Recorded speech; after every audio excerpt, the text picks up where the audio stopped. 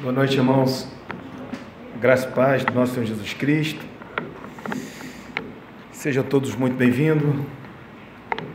Você que nos visita aí pela primeira vez, tá bom, meu irmão? Seja muito bem-vindo. Abre comigo as vossas Bíblias no livro de 2 Timóteo, capítulo de número 2.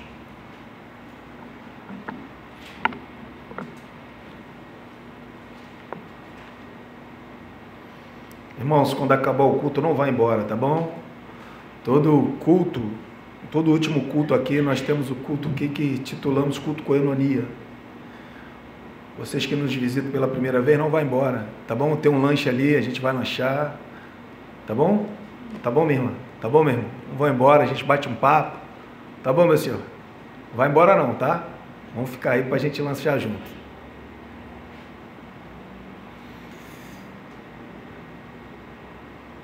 Abriram? Acharam aí? 2 Timóteo, capítulo de número 2. Vamos estar lendo versículo de número 1.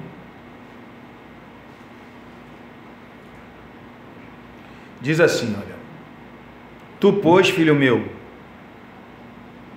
fortifica-te na graça que está em Cristo Jesus.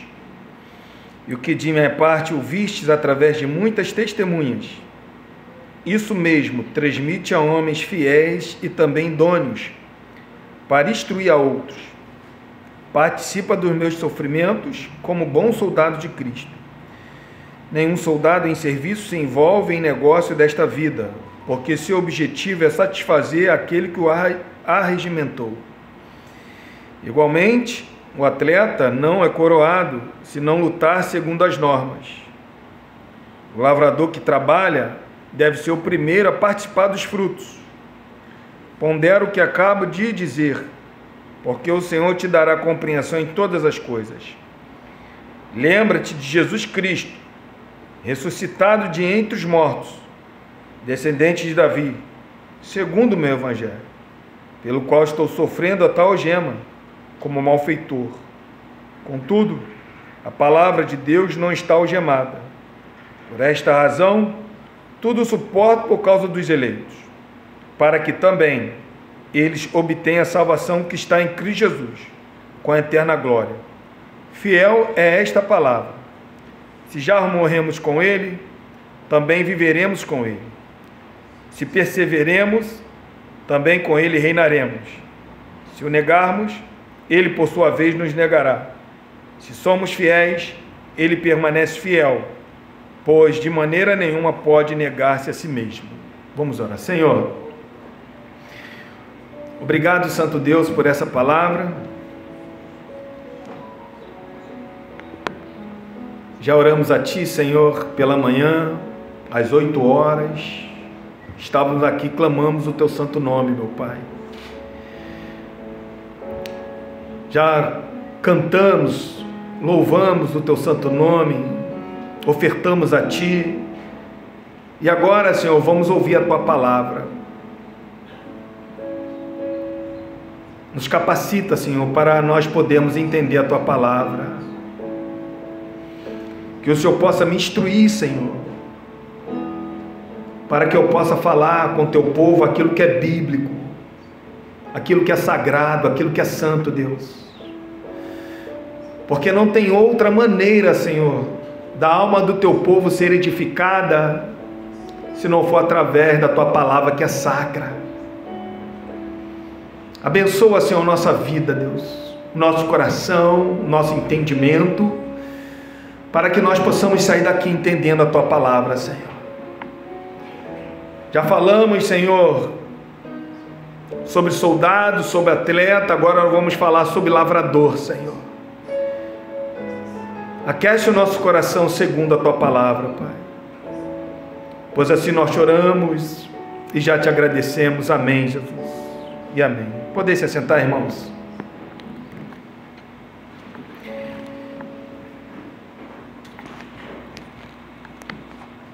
Irmãos, essa aqui, no versículo, a gente hoje vai falar do versículo de número 6 e o 7. Essa aqui é a quinta e última imagem que Paulo vai usar para falar sobre a vida espiritual. De uma vida espiritual, uma vida que é forte espiritualmente. Então Paulo ele vai usar a última figura aqui, que é a de um lavrador. Interessante é que no Novo Testamento, muitas pessoas, irmãos, ou muitos trabalhadores rurais, muitas vezes eles eram pagos através dos cultivos. Ou seja, eles plantavam, eles cultivavam, eles semeavam, e aquilo ali estava o pagamento deles. E o texto vai dizer que o lavrador, ele é o primeiro a participar dos seus frutos. É o primeiro a participar dos seus frutos. Nós vimos que no versículo 2 fala sobre o professor, no versículo 4 fala sobre soldado, no versículo 5 fala sobre atleta, e todos eles têm recompensa. O professor, ele tem recompensa em saber que enriqueceu a vida do seu aluno. O soldado, ele tem recompensa em saber que agradou aquele general-chefe. O atleta, ele tem recompensa a partir do momento quando ele é coroado. E o lavrador? O lavrador, ele tem a recompensa em participar dos frutos. E o interessante, irmão, que quando o texto fala aqui, olha só, no versículo 6, o lavrador que trabalha. O lavrador que trabalha. Essa palavra que trabalha, ela significa labutar com intensidade. Ela também vai falar sobre um trabalho, se for necessário, com exaustão. É uma pessoa que fica cansada no trabalho, mas não desiste. É o lavrador, o agricultor. O agricultor, irmão, ele é um indivíduo que acorda cedo, ele entrega-se ao trabalho incansavelmente. O interessante é que ele vai lutar contra a pobreza do solo, a hostilidade do tempo, contra as forças das ervas daninhas e também contra os ataques das pragas. Então o lavrador ou agricultor, de manhã cedo, ele vai lutar ou ele vai trabalhar de maneira incansável, porque ele quer garantir o seu sustento. Ele quer plantar agora, ele quer semear agora, mas colher ali na frente. Então ele acorda cedo, e muitos, irmãos, agricultores trabalham na lavoura sozinho, não tem ninguém para compartilhar o seu trabalho. O professor tem um aluno, o soldado tem os seus companheiros de luta, os atletas têm os seus companheiros de competição, mas o lavrador não. Às vezes os lavradores estão lá sozinhos, labutando, se esforçando sozinho.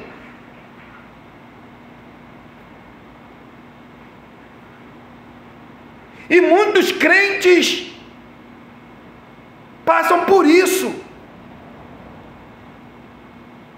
Às vezes nós estamos lutando sozinho. Às vezes ninguém conhece a dor que nós estamos sentindo. Mas uma coisa é certa, faça chuva ou faça sol, o lavrador, ele sempre trabalha de maneira incansável, lutando contra tudo e contra todos, para que aquela semente venha dar fruto lá na frente, porque é o seu sustento, é o que vai sustentar a sua família. Então o agricultor, ele trabalha de maneira dura. O lavrador, irmão, ele não mete a mão na arada e olha para trás, ele não tem tempo para isso. Não tem tempo. Porque ele sabe que ali sai o teu sustento, o seu alimento, então ele não para. Não é questão que um lado da lavoura for alcançado por praga, ele vai desistir da outra parte. Não, ele vai lutar de maneira incansável para que aquela praga não chegue lá ao outro lado da lavoura. Ele vai fazer algo impossível, incansável, e às vezes está ali sozinho, ninguém está vendo, só ele e Deus. Os seus questionamentos, somente para Deus, não tem ninguém para desabafar, não tem ninguém para fortalecer a sua fé, ele está aí sozinho, e às vezes isso acontece com a gente. Às vezes acontece com a gente. Olha só, irmão, o que diz em Provérbios, capítulo de número 24. Abre comigo Provérbios 24, por favor. Provérbios 24, versículo 30 e 31.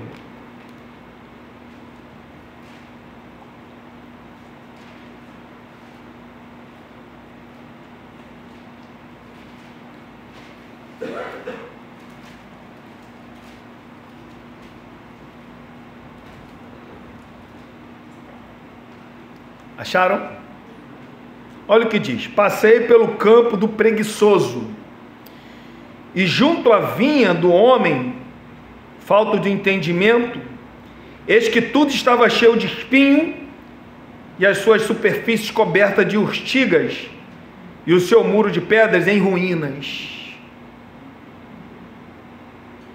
O campo, a lavoura de um preguiçoso vai estar assim, mas do lavrador que a Bíblia fala, não vai estar assim. Porque o lavrador, ele vai cuidar da sua vida. O lavrador, o agricultor, ele vai cuidar da sua vida espiritual, ele vai cuidar das coisas que é do reino de Deus. Mas quando vai para a vida de um preguiçoso, o texto fala que aquele homem que falta entendimento, tudo estava cheio de espinho, coberta de urtigas, e o muro de pedras em ruínas. O preguiçoso não esquenta para esse lado. Agora o agricultor não, o trabalhador não. O trabalhador, ele se esforça. O preguiçoso, irmão, ele vive na sua zona de conforto. O preguiçoso, ele vê que a sua vida espiritual está indo à ruína, ele fica de braço cruzado. Agora, esse lavrador ou esse agricultor que trabalha, que Paulo está falando que trabalha, não. Esse lavrador, ele não tem a sua vida de ociosidade. Esse trabalhador que Paulo está falando, ele não vê as nuvens passando por cima da sua cabeça dias após dias, não. Ele não fica sentado com seus braços cruzados, não. Ele sai da sua vida de conforto. Querido, se a gente não parar para pensar, como eu falei semana passada ou retrasada, se a gente não for um lavrador que trabalha, nós não iremos receber a coroa da vida e a coroa da justiça, não iremos receber. De repente você está falando assim: pastor, mas a minha salvação é pela graça. Mas todos aqueles que foram alcançados pela graça trabalham, irmão. Todos aqueles que foram alcançados pela graça lutam para ter uma vida espiritual digna. Todos aqueles que foram alcançados pela graça, irmãos, eles fazem de tudo para ser soldados, para ser um bom atleta, um bom soldado, um bom lavrador. Eu não posso, irmão, ter uma vida de preguiça espiritualmente. Eu não posso. Irmãos, isso aqui é tão sério, que a instrução que Paulo está dando para a pessoa chamada Timóteo é para uma pessoa que poderia estar sentado aqui e nos ensinando, não só a gente, ensinando muita gente, muitos pastores por aí. Era um homem que tinha uma fé não fingida, era um homem que conhecia a palavra desde a infância, era um cooperador do apóstolo Paulo nas suas obras missionárias, era um homem que abria caminho para que a igreja pudesse ser edificada através das suas autoridades que ele recebia do apóstolo Paulo. E Paulo está falando para Timóteo: Timóteo tem que ser um bom soldado. Irmão, para pensar. Imagine eu e você, querido, se eu e você viver nessa sonolência, se eu e você vivermos nessa vida ociosa, o que seria de nós? O cristão, como soldado, ele não pode dormir, cochilar. O cristão, como atleta, ele não pode parar no meio do caminho, ele tem um troféu a conquistar. E é isso que Paulo está falando para Timóteo. Timóteo, o lavrador, ele trabalha, Timóteo. A Bíblia, irmão, ela vai citar, não só citar, ela faz elogios àqueles irmãos que eram conhecidos por seus serviços realizados entre eles. Olha o que diz aqui em Atos capítulo 9, por favor. Olha só o que diz. Atos capítulo 9.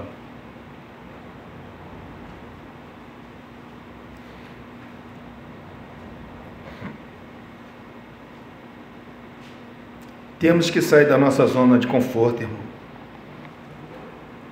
Zona de conforto não combina com vida cristã. Não combina. Olha o que diz Atos, capítulo 9, versículo 36, diz assim, ó: havia em Jope uma discípula por nome Tabita, nome este que traduzido quer dizer Dorcas.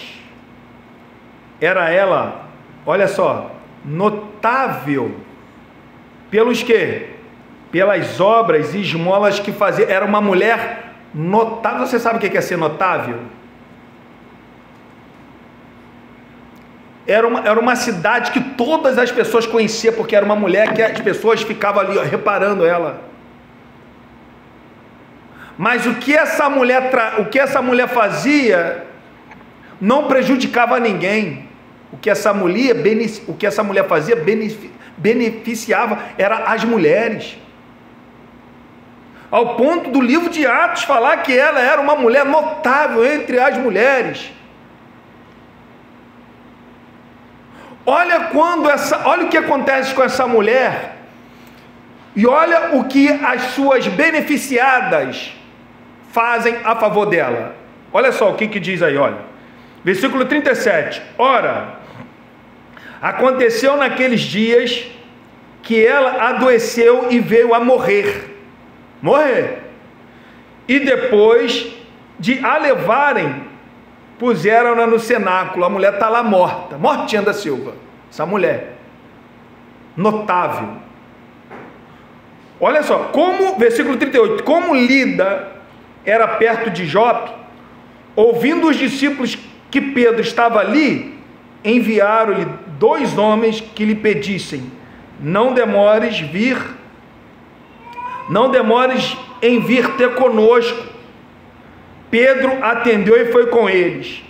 Tendo chegado, conduziram-no para o cenáculo, e todas as viúvas o cercaram. Sabe o que essa mulher fazia? O verdadeiro evangelho. Cuidava das viúvas, dos órfãos. A Bíblia fala que todas as viúvas cercaram, chorando e mostrando-lhe túnicas e vestidos que Dorcas fizeram enquanto estava com elas. Você imagina, irmão, o clamor dessas viúvas, mostrando o que Dorcas tinha feito por elas. Pessoas tinham esquecido essas mulheres, mas Dorcas não. Dorcas atendeu às suas necessidades. Pedro orou e essa mulher ressurgiu dentre os mortos. Só continuar o texto. Mas não só Dorcas.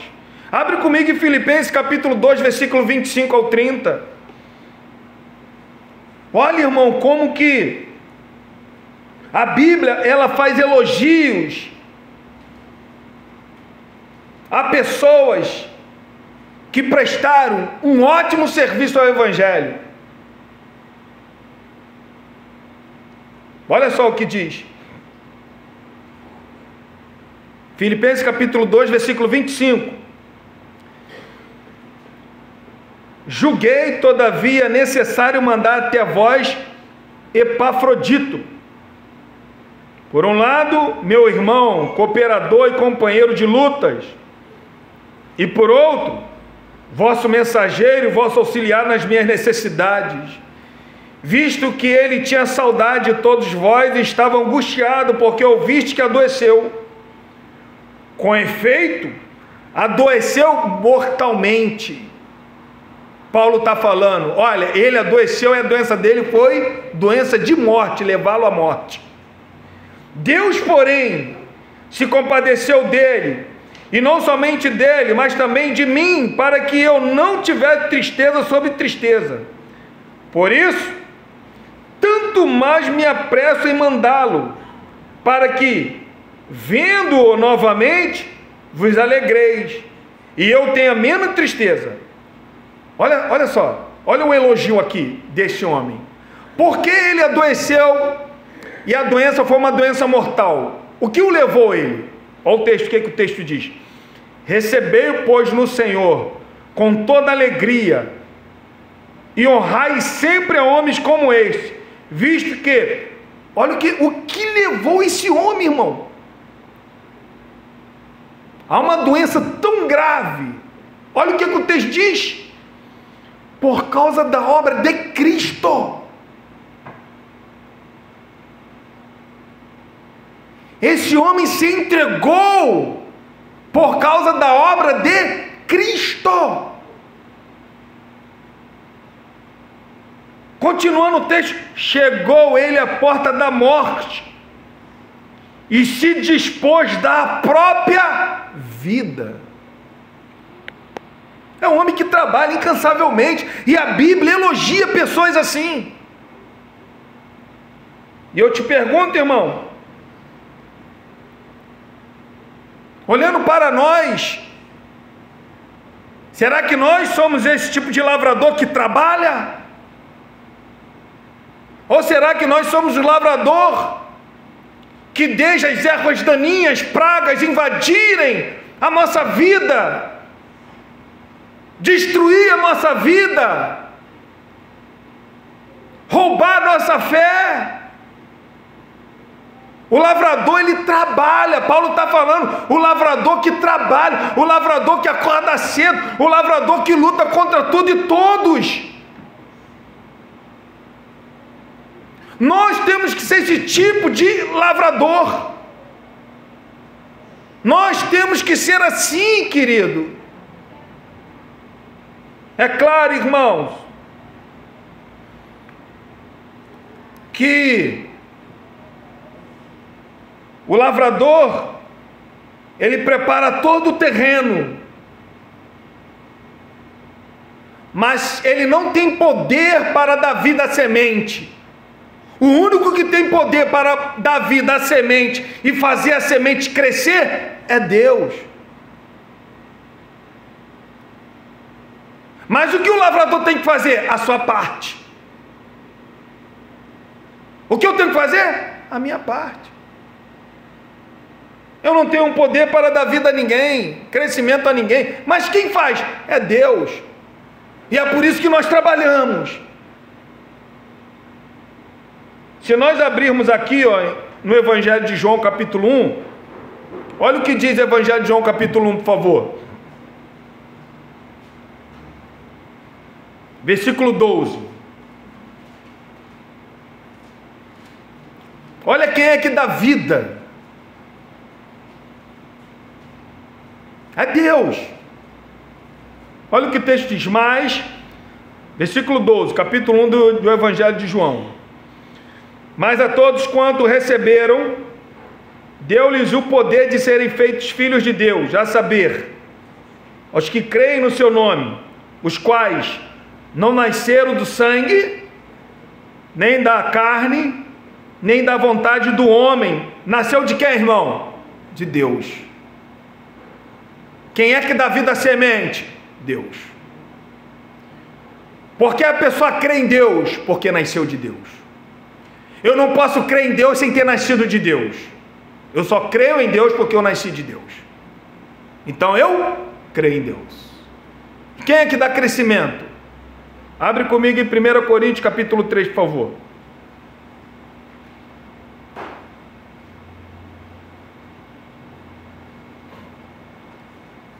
Olha o que diz 1 Coríntios capítulo 3.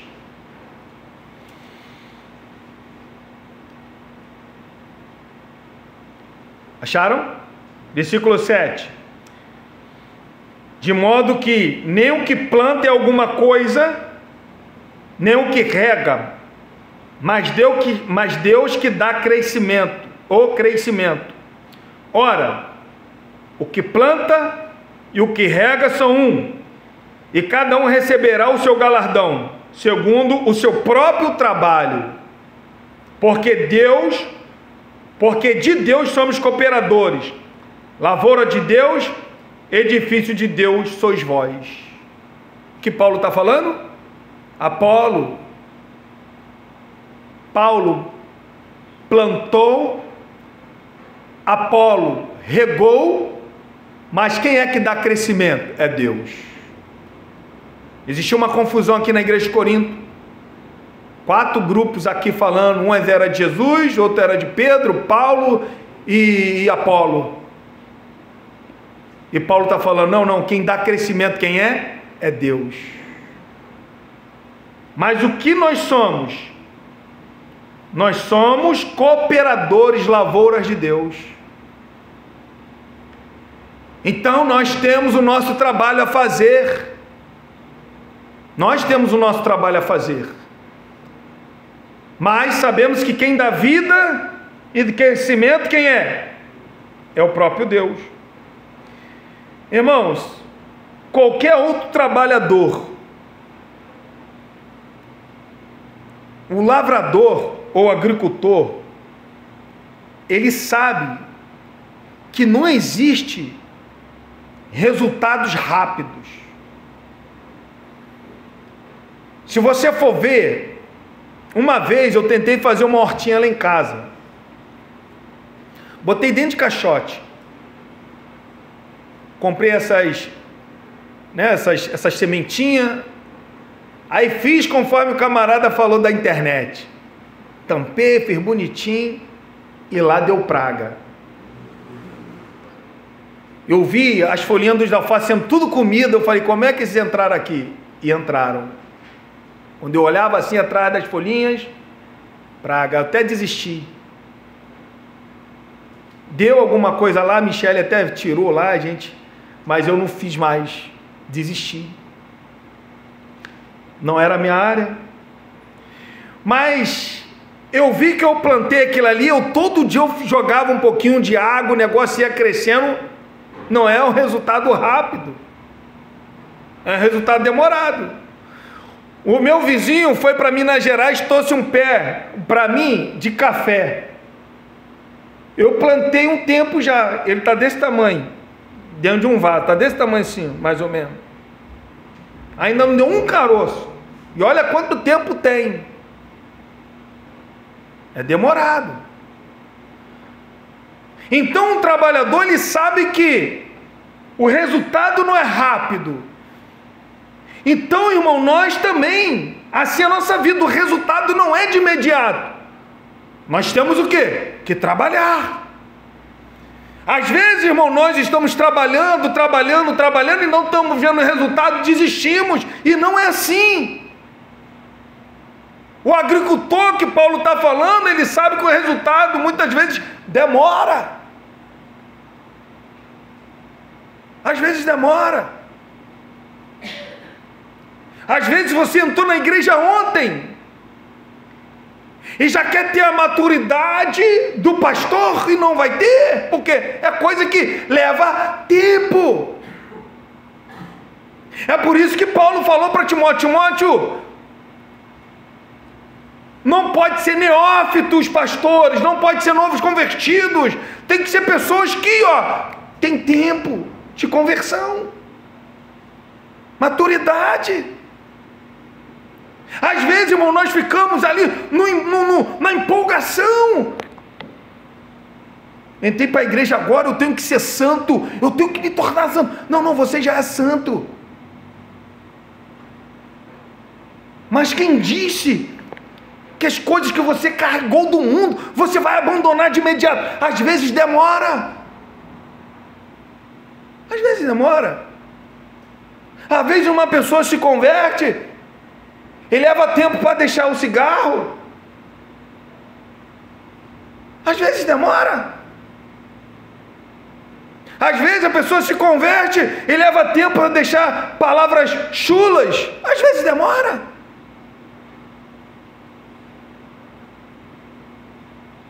Mas o lavrador, ele não para de trabalhar, ele trabalha incansavelmente.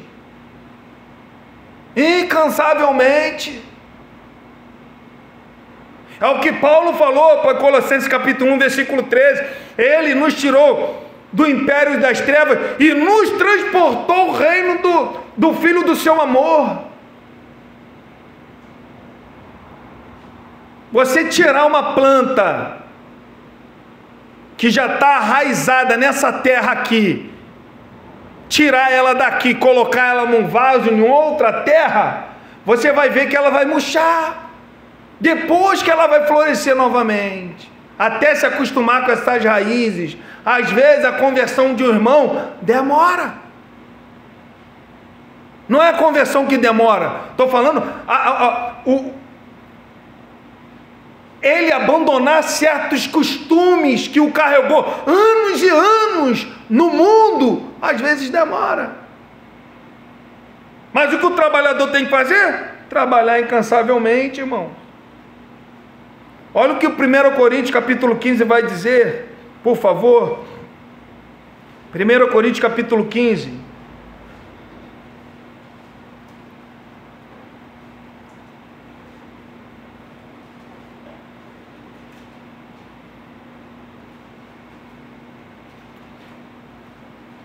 Uma vez,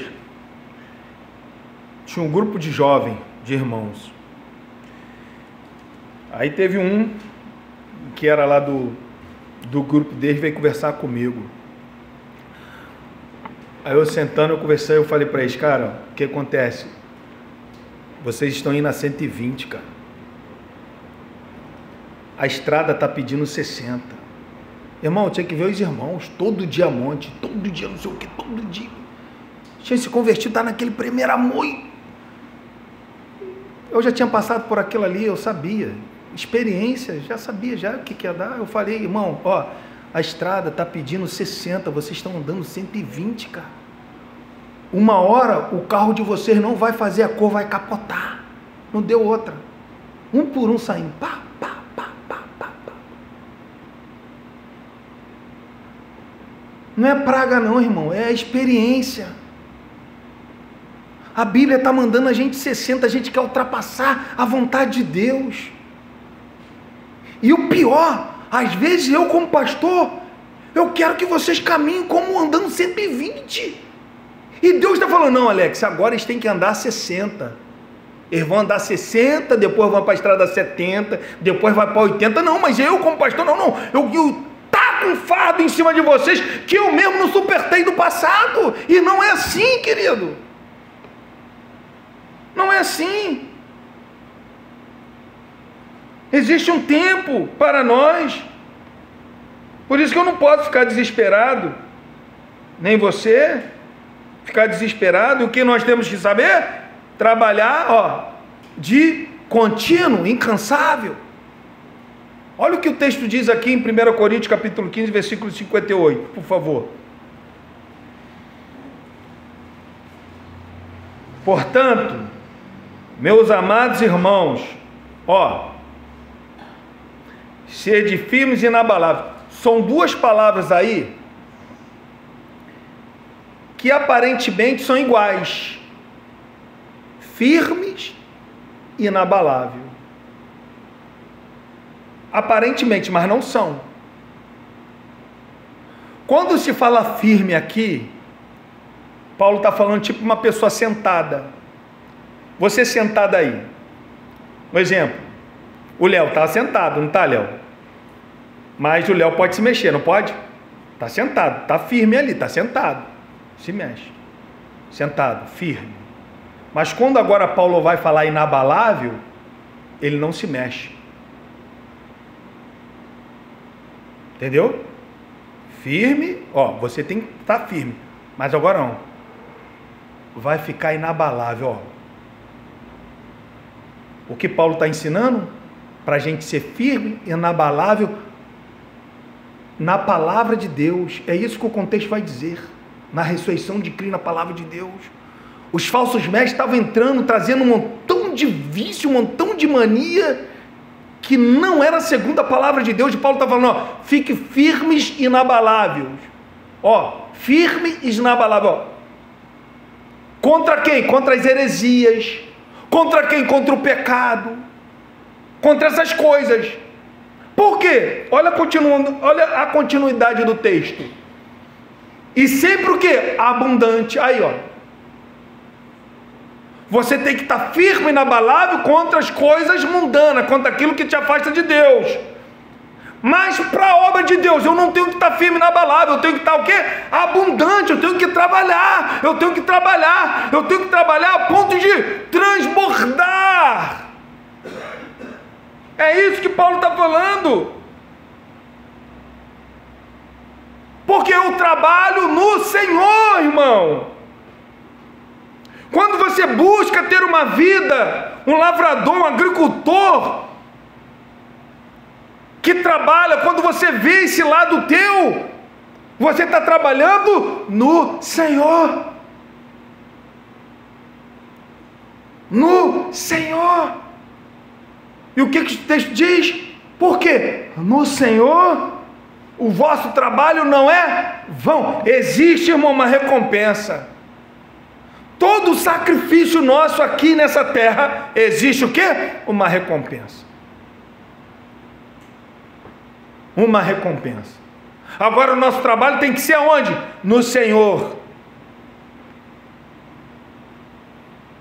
Não pode ser o trabalho em mim, porque o trabalho em mim, as minhas obras vão se queimar. O trabalho tem que ser aonde, Alex? No Senhor. É isso que Paulo está falando. Eu não posso trabalhar para mim, você não pode trabalhar para você. Você tem que trabalhar no Senhor, para o Senhor. Porque quando eu trabalho para o Senhor, o meu trabalho não é vão. Quando eu trabalho para mim, quando eu quero trabalhar e ver a igreja lotada para satisfazer o meu ego, eu estou trabalhando para mim, e essa minha obra vai se queimar. Esse resultado para Deus não é nada. Agora, a partir do momento quando nós trabalhamos para o Senhor, irmão, aí o trabalho não é vão. Quer ver? Abre comigo aqui em Coríntios. Vamos abrir em Coríntios aqui. 1 Coríntios, capítulo de número 3. Olha o que Paulo fala aqui, por favor.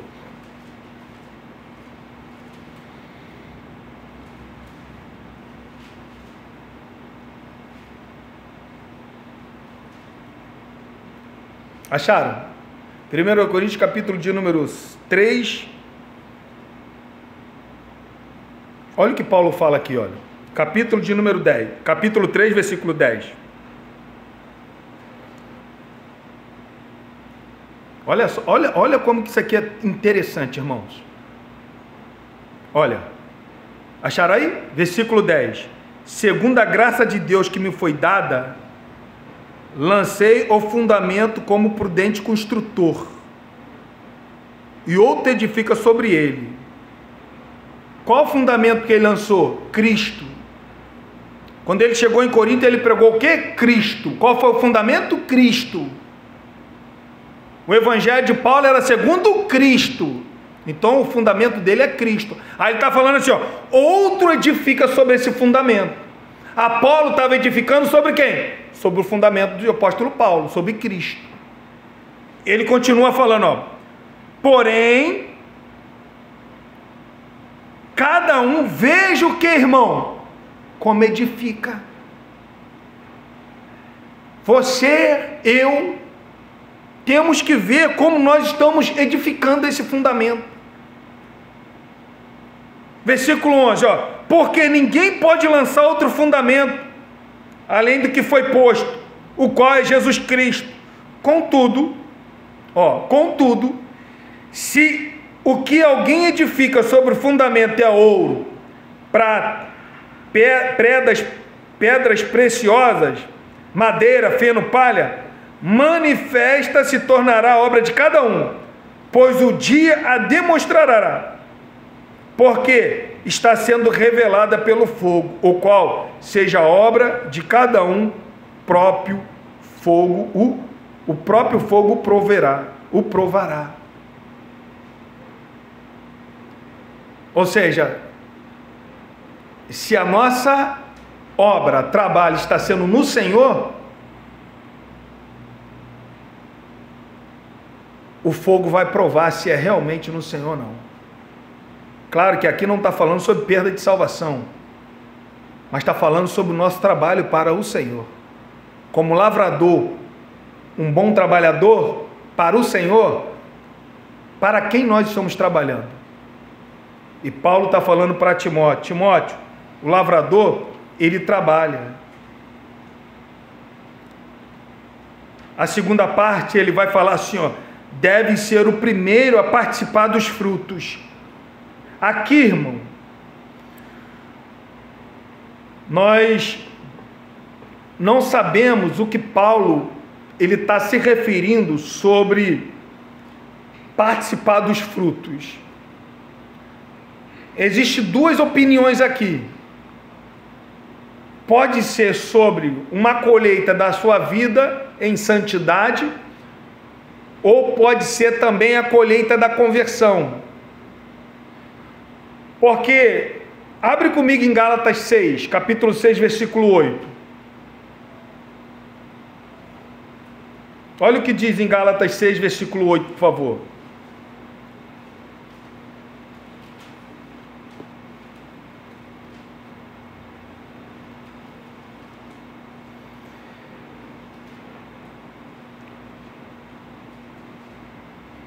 Acharam?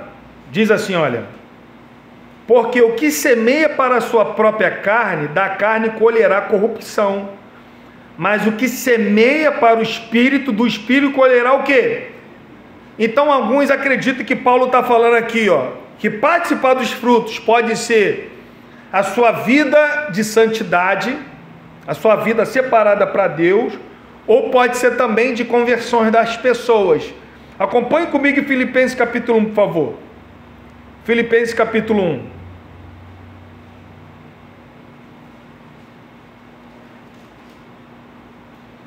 Acharam Filipenses capítulo 1? Diz assim, ó, versículo 21. Versículo 21. Porquanto, para mim o viver é Cristo, e o morrer é lucro. Entretanto, se o viver na carne traz fruto para o meu trabalho, ó, já não sei o que hei de escolher. Ora, de um e outro lado estou constrangido, tendo o desejo de participar e estar com Cristo, o que é incomparavelmente melhor. Mas por vossa causa é mais necessário permanecer na carne. E convencido disto, estou certo de que ficarei e permanecerei com todos vós, para o vosso progresso e gozo da fé, a fim de que aumente quanto a mim o motivo de vos gloriardes em Cristo Jesus pela minha presença de novo convosco. Alguns acreditam que pode ser também a colheita da conversão, participar dos frutos aqui, que Paulo está falando para Timóteo. Ele tem a primazia, ele é o primeiro a participar. O lavrador, ele é o primeiro, o agricultor, ele é o primeiro a participar dos frutos. Pode ser o lado da sua santificação ou o lado da conversão dos irmãos. Pode ser esses dois sentidos. No versículo 7 ele vai falar assim, olha: pondera o que acabo de dizer, porque o Senhor te dará compreensão em todas as coisas. Esse ponderar aqui, esse considerar aqui, ele é usado somente aqui no Novo Testamento. Essa palavra é usada somente aqui no Novo Testamento. E o que ela vai denotar? Ela vai denotar uma pessoa perceber claramente. Quando Paulo fala pondera, ele está falando assim, ó, percebe-se de maneira clara, de compreensão totalmente, de considerar cuidadosamente, de ponderar remoendo. Quando Paulo fala assim, após de Paulo falar todas as instruções que Paulo deu para Timóteo, fala assim, pondera o que acabo de dizer, ele está falando assim, Timóteo, preste atenção com cuidado que eu acabei de te falar. O apóstolo Paulo, ele não se importa de Timóteo vasculhar, fazer um exame cuidadoso naquilo que Paulo está falando. Essa é a primeira parte. Paulo está falando, pondera no que eu acabo de presta atenção, mas vasculhe,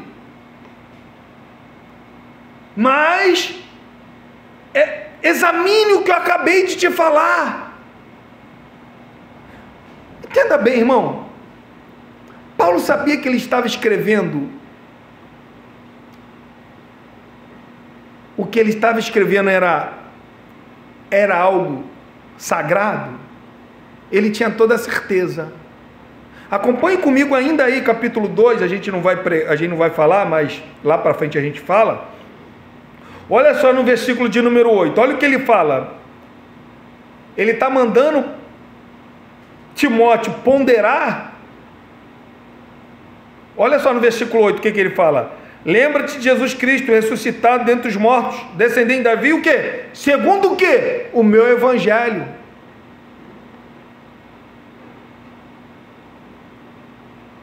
Paulo, ele está falando, sim, que as suas palavras merecem sim um estudo cuidadoso. Quando a gente vai no versículo de número 9, ele fala que é a palavra de Deus. Então Paulo, ele sabia muito bem, irmão, o que ele estava falando era a própria Escritura e era a palavra de Deus, mas o que ele está nos ensinando e ensinando a Timóteo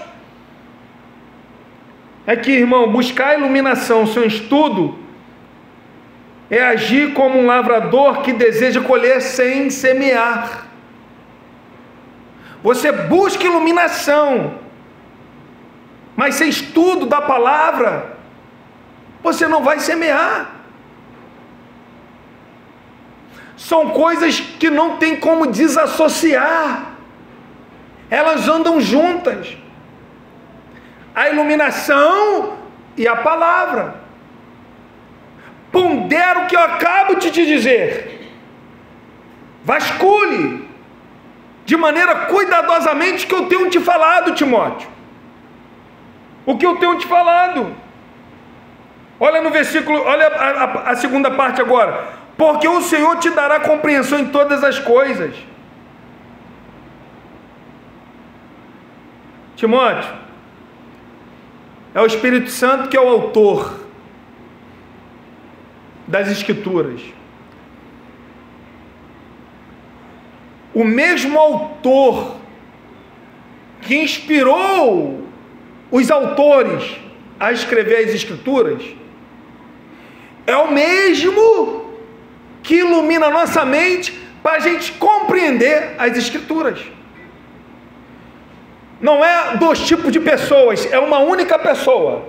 Essa única pessoa, ela inspirou os autores e ela ilumina a nossa mente para a gente compreender. É por isso que Paulo está falando que o Senhor te dará compreensão. Quem dá compreensão segundo as Escrituras? O Senhor, o Espírito Santo. Só Ele. É Ele que vai te dar compreensão. É Ele que vai te mostrar a maneira que você está vivendo. É por isso que Paulo está falando por uma outra parte, ele está falando assim, pondera o que eu acabo de te dizer. Tipo assim, Timóteo, você está sendo um bom soldado. Timóteo, eu te deixei aí para você instruir a outros, você está sendo um bom professor, Timóteo. Timóteo, você está sendo um bom atleta. Timóteo, você está sendo um bom lavrador, Timóteo. E todas essas perguntas é para nós, irmãos. Quando nós olhamos agora para o texto, pondera o que eu acabo de dizer. Será que nós, quando olhamos para esse texto,